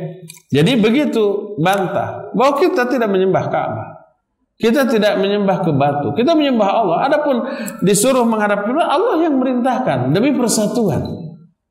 Itu yang pertama. Kedua, mencium hajar aswad, bukan menyembah. Kalau kita mencium seorang suami, mencium istrinya, mencium anaknya, apakah itu menyembah? Ya enggak lah. Itu ihtiram. Umar bin Khattab radhiyallahu anhu menyatakan, aku tahu bahwa kamu itu batu biasa yang tidak memberi manfaat, tidak memberi manfaat. Seandainya aku tidak pernah melihat Rasul SAW mencium, aku tidak akan mencium. Kita disuruh mencium hajar aswad, bukan menyembah hajar aswad, tapi apa? Mengikuti sunnah Rasul SAW. Dan Rasul SAW menyatakan, siapa orang yang mencium hajar aswad maka dosa-dosanya diampuni. Dan dia hajar aswad kelak akan menjadi saksi atas orang itu. Itu kalau mampu. Kalau tidak mampu, cukup dengan menyentuh dengan tangan, tangannya dicium. Kalau nggak mampu, cukup isyarat dari kejauhan. Kalau tidak disentuh dengan tangan, tidak perlu si tangan ini dicium. Jadi kita mencium hajar aswad bukan karena menyembah. Mencium tidak identik dengan menyembah. Apakah kalau seorang orang tua mencium anaknya, menyembah anaknya? Ya enggak lah.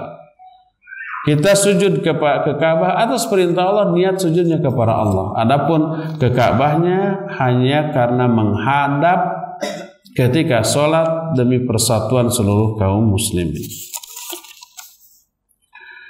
Assalamualaikum. Waalaikumsalam warahmatullahi. Ustaz, ketika nenek saya sakaratul maut, ada seorang kiai yang mengobati melalui media air. Beliau mendoakan air itu kemudian meminumkannya ke nenek saya. Apakah pengobatan itu dibenarkan dalam Islam? Kalau sakaratul maut tidak bisa diobati, tetap akan mati ya. Mungkin ini sakit ya. Dan kita tidak tahu apa ini sudah sakarat atau belum. Kadang-kadang kita menyangka ini sakarat padahal belum. Kadang-kadang kita nyangka kayaknya sembuh, ternyata mati. Nah, adapun kalau seseorang sakit, boleh nggak kita mengobati dengan cara menjampe-jampe ke air lalu airnya diminumkan? Iya, boleh. Masuk akal atau tidak? Ada penjelasan medis atau tidak? Selama tata cara pengobatan itu ada contohnya dari Nabi SAW dan para sahabat, boleh. Dan itu yang disebut dengan asbab syar'iyah. Ada dua sebab. Sebab hissiyah dan sebab syar'iyah. Sebab hissiyah adalah sebab-sebab yang masuk akal, yang logis, yang ilmiah, yang sesuai dengan teori kedokteran yang sedang berkembang. Seperti kalau sakit umpamanya minum obat batuk sirup atau minum obat batuk tablet, nggak saya sebut merek. Boleh nggak? Karena Nabi tidak mencontohkan. Boleh, selama apa? Selama itu ilmiah. Ada hubungan sebab akibat antara obat itu dengan penyakitnya. Dan bisa dibuktikan secara medis. Dan bisa dijelaskan secara ilmiah. Gitu ya. Jadi setiap cara pengobatan yang ilmiah, yang masuk akal, gitu ya, maka dibolehkan. Baik masuk akal menurut teori kedokteran modern, atau umpamanya pengobatan alternatif yang memang masuk akal, seperti umpamanya akupuntur, seperti umpamanya pijat refleksi, seperti umpamanya bekam, seperti umpamanya akupresur dan yang lain-lain yang memang masuk akal dan ada hubungan sebab akibat dan bisa dijelaskan secara ilmiah walaupun tidak dilakukan oleh Nabi, tidak ada contohnya dari Nabi, boleh. Itu namanya aspek hissiyah, empiris tidaknya, ilmiah tidaknya, masuk akal atau tidaknya. Kedua, aspek syar'iyah. Kalau ada tuntunan syariatnya, walaupun tidak masuk akal, boleh. Seperti doa. Nabi SAW kalau ada keluhan, cukup tangannya diletakkan di tempat yang sakit, lalu berdoa. Atau istrinya sakit, diletakkan dengan tangan kanan, bukan tangan kiri, dan telapaknya, bukan punggungnya. Lalu berdoa, Allahumma rabban nasi, adhibil bas, isfi anta syafi, la shifa illa shifauk, shifaan la yughadiru saqama. Ini ada nggak penjelasan ilmiahnya? Nggak ada. Umpamanya si tangannya mengandung obat tertentu, nyerap gitu. Nggak ada. Termasuk membacakan ayat apapun atau doa dari hadis atau doa dalam bahasa Arab atau doa dengan bahasa Indonesia yang jelas maknanya, ya. Umpamanya Allah sembuhkanlah umpamanya anakku ini, cucuku ini, gitu ya, dengan kekuasaanmu, dengan menyebut namamu, lalu membacakan Al-Fatihah atau surat apa dalam Al-Quran lalu diminumkan, ya itu ada tuntunan syariatnya. Kalau itu tidak ilmiah, tidak masuk akal, sebodoh amat. Nabi SAW menyatakan begitu, mencontohkan begitu, dan berarti itu termasuk sebab syar'i bagi sembuhnya orang dari sebuah penyakit. Hadis sahih riwayat Imam Bukhari tentang sahabat yang kehabisan bekal, lalu minta jamuan ke suatu kampung, tidak dijamu. Akhirnya mereka mau bermalam tanpa jamuan, tanpa pengakuan. Ternyata kepala desa dari kampung itu anaknya disengat binatang berbisa, sakit. Akhirnya kepala desa itu ngutus orang minta bantuan kepada para sahabat. Kata para sahabat, boleh asal kami diberi jamuan kambing. Deal. Ketika dihampiri orang yang sakit, dibacakan Fatihah. Sembuh seketika juga. Setelah sembuh dikasih kambing. Para sahabat bingung. Ini kambingnya halal atau haram gitu ya. Dibawalah kepada Nabi SAW. Oleh Nabi diambil, disembelih, dibagi-bagi. Min ayawa ma'adraka ma'annaha ruqiyah. Dari mana kamu tahu bahwa Al-Fatihah ini ruqiyah? Ruqyah itu jampe-jampe. Nabi SAW tidak menyalahkan sahabat ini. Hanya menanyakan, kok kamu tahu bahwa ini tuh jampe? Kata Syekh Al-Utsaimin, hadis ini menunjukkan pengobatan secara syar'i lebih mujarrab, lebih ampuh daripada pengobatan secara hissi. Karena apabila orang yang sudah dipatuk ular berbisa tadi ya diobati dengan obat-obat ilmiah, disuntikan serum umpamanya ya, itu membutuhkan waktu, proses. Sekarang disuntik serum, mungkin besoknya atau 2 hari baru berangsur-angsur pulih sedikit demi sedikit. Tapi dengan diruqyah dengan Al-Fatihah seketika, ini menunjukkan itu lebih ampuh daripada obat-obat yang hissi tadi ya. Jadi selama cara pengobatan tersebut ada salah satu di antara 2 hal tadi, boleh. Umpamanya ada tuntunan syariatnya, walaupun tidak ilmiah, lakukan. Kedua, ada pertimbangan medis atau ilmiah atau memang masuk akal. Walaupun tidak ada contoh dari Nabi SAW, boleh. Karena ini urusan dunia, bukan urusan agama. Nggak boleh kita katakan obat batuk, ya, batuk minum obat batuk sirup, bid'ah. Nabi tidak pernah minum obat batuk ini. Urusan dunia tidak dihukumi oleh bid'ah atau sunnah, ya. Wallahu a'lam. Iya. Ada pertanyaan. Iya. Ada SMS dari Yani Bidai. Orang yang mati overdosis dia, bolehkah dikatakan suul khatimah? Iya, orang yang mati lagi nyekek botol. Betul, itu suul khatimah. Karena matinya dalam keadaan melakukan apa? Dosa. Mabuk itu dosa, buruk. Nah, akhir hayatnya berada dalam keburukan, itu suul khatimah. Cuma ada cumanya. Apa dia kafir? Tidak. Dia tidak kafir dengan mabuknya. Selama dia tidak menghalalkan mabuknya, dia tetap muslim.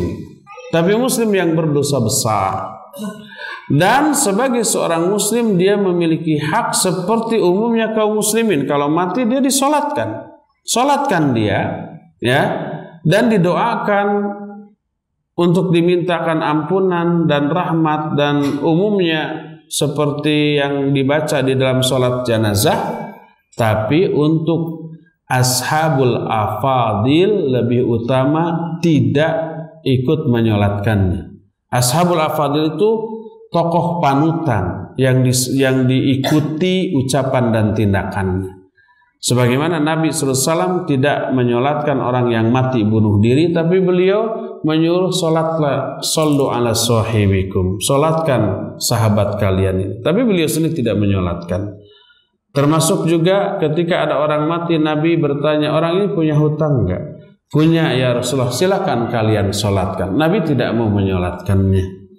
Dan beberapa orang yang matinya dalam keadaan sedang melakukan dosa besar, oleh Nabi SAW disuruh untuk disolatkan oleh para sahabat, tapi beliau sendiri tidak ikut menyolatkannya. Menunjukkan apa?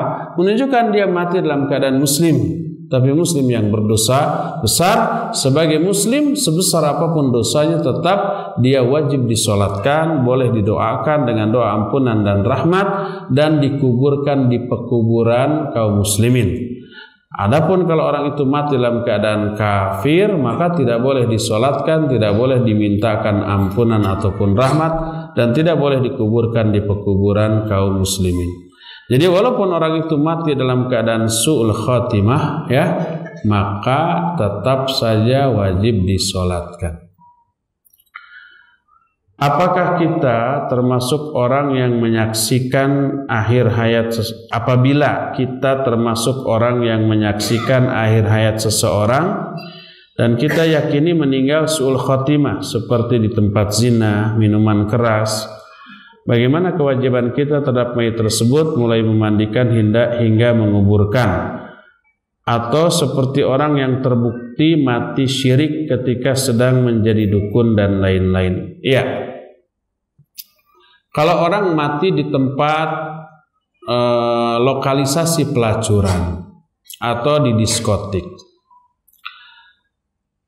apakah orang itu mati dalam keadaan su'ul khatimah, belum tentu. Ngapain dia ke sana? Kalau dia ke sana untuk bermaksiat, iya. Tapi kalau dia ke sana ya mau mendakwahi, artinya mau melaksanakan amar ma'ruf nahi munkar. Petugas dari kepolisian, dari Satpol PP, ya ke sana mau membubarkan. Ayo bubar. Lagi bubar gitu, umpamanya ada yang menikam dari belakang lalu matinya di tempat itu. Maka dia tentu saja tidak dalam keadaan su'ul khatimah, bahkan husnul khatimah, karena sedang amar ma'ruf nahi munkar walaupun matinya di tempat maksiat, tapi bukan untuk bermaksiat, tapi untuk beramar ma'ruf nahi munkar, untuk mencegah kemaksiatan itu. Itu yang pertama ya. Kedua, kalau orang itu betul-betul mati lagi lagi mabuk, mati di tempat maksiat. Itu tadi ya, matinya su'ul khatimah. Atau umpamanya lagi berzina, jantungnya kumat lalu mati di sana. Mati su'ul khatimah. Tadi sudah dijawab, orang itu wajib dimandikan, dikafani, disolatkan dan dikuburkan di pekuburan kaum muslimin. Walaupun dia mati dalam keadaan bergelimang dosa besar, tapi dia tetap muslim. Walaupun muslim yang berdosa besar, maka wajib disolatkan, wajib didoakan. Dan khusus untuk ashabul afadil, tokoh agama, tidak ikut menyolatkan sebagai takzir, hukuman bagi dia dan sebagai pelajaran bagi yang masih hidup. Kalau umpamanya mereka mati kayak gitu nggak disolatkan oleh Ustadz Anu tuh, nggak mau saya. Akhirnya mereka berhenti dari hal tersebut. Ya. Nah sekarang bagaimana kalau orang sedang ke dukun mati, atau dukun itu sendiri yang mati? Apakah dia musyrik? Iya. Pergi ke dukun atau meramal itu termasuk syirik, tapi syirik kecil. Nabi SAW menyatakan, man ata kahinan wa saddaqahu bima yaqul faqad kafara bima unzila ila Muhammadin sallallahu alaihi wasallam. Siapa orang yang datang ke dukun dan mempercayai apapun yang diomongkan oleh dukun, berarti dia sudah kufur kepada apa yang diajarkan, yang diturunkan kepada Nabi Muhammad SAW. Para ulama ketika menjelaskan hadis ini digabung dengan banyak hadis lain tentang pergi ke dukun, menyatakan itu kufur kecil. Syiriknya itu pun syirik kecil, bukan syirik besar. Apa bedanya? Kalau syirik besar dan kufur besar, pelakunya keluar dari Islam, murtad dari Islam. Tapi kalau kufur kecil, pelakunya tetap muslim, tapi muslim yang berdosa besar. Tapi sebesar apapun dosanya, tidak mengeluarkan dia dari Islam. Oleh karena itu, kalau umpamanya ada orang yang mempraktekkan perdukunan, tapi dia suka sholat. Kalau Ramadan dia saum, tapi juga melaksanakan perdukunan. Bagaimana? Apa dia musyrik atau tidak? Imam Syafi'i rahimahullah, kalau ditanya tentang bagaimana hukumnya tukang sihir atau dukun, apakah dia kafir atau tidak, Imam Syafi'i merinci, arini sihrak, coba perlihatkan dulu kepada saya praktek sihirmu, praktek perdukunanmu. Kalau dalam prakteknya ada unsur syirik, seperti umpamanya meminta kepada para jin atau mengadakan ritual yang secara syar'i itu syirik, seperti menyembelih untuk para jin dan menyembelih ibadah. Allah menyatakan qul inna sholati wa nusuki, ibadahku dan nusuk. Nusuk itu sesembelihan. Sembelihan itu khusus untuk Allah. Tapi dia sembelih karena perintah jin, untuk berhala, untuk setan. Maka itu ibadah dan itu syirik. Jadi kalau praktek perdukunan dan praktek sihirnya itu mengandung unsur kufur dan unsur syirik, maka dia kafir dan musyrik. Tapi kalau perdukunannya hanya mantra-mantra biasa, kata orang Sunda mah jangjawokan gitu ya, atau ritual-ritual yang setelah ditimbang dengan pertimbangan syariat tidak menyebabkan pelakunya keluar dari Islam, maka dia tetap muslim, tapi muslim yang berdosa besar. Syiriknya adalah syirik kecil, kufurnya adalah kufur kecil. Maka kalau dukun seperti ini mati, tetaplah disolatkan. Kecuali kalau nyata-nyata dia setiap malam Jumat Kliwon pergi ke tempat anu, lalu kita toong, kita ini nyembah-nyembah gitu-gitu gitu ya. Mbah, beri saya kesaktian, kekuatan, apapun saya berikan. Ini saya sudah nyembelih kebo, ini kepalanya. Jelas kalau begitu musyriknya, maka dia keluar dari Islam dan tidak boleh disolatkan, tidak boleh dikuburkan di pekuburan kaum muslimin. Ya, pertanyaan masih banyak tapi waktunya sudah habis. Cukup sampai di sini saja dulu. Insya Allah kita akan lanjutkan lagi 2 Senin yang akan datang. Tunggu saja pengumuman atau BC dari pihak panitia. Subhanakallahum bihamdik asyhadu an la ilaha illa anta astaghfiruka wa atubu ilaik walhamdulillahi rabbil alamin. Wassalamualaikum warahmatullahi wabarakatuh.